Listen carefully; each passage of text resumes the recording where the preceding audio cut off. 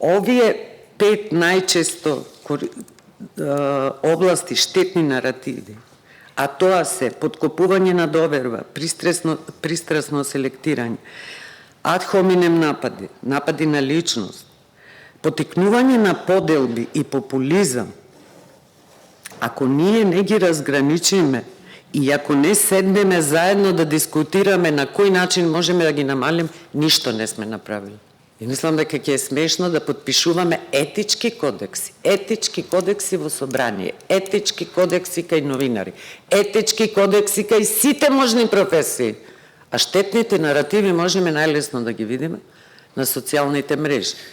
Се разбира како медиумска алатка најчесто користена во 21. век. И не сакам да посочувам и нема да одам на крајот на денот, да не се чудиме зошто после ни се случуваат онакви испади на улиците, онакви испади кај навивачки групи во една вжештена атмосфера кога секој навива за својот тим. Што треба да направиме без при тоа да станеме свесни и да кажеме јас ова го кажа. Мора да активно да се вклучиме во процесот на борба против говор на омраз.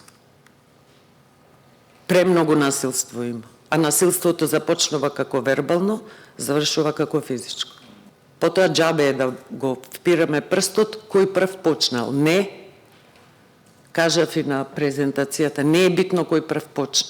Најважно е кој ќе заврши и тоа многу свесно како заедничка одлука.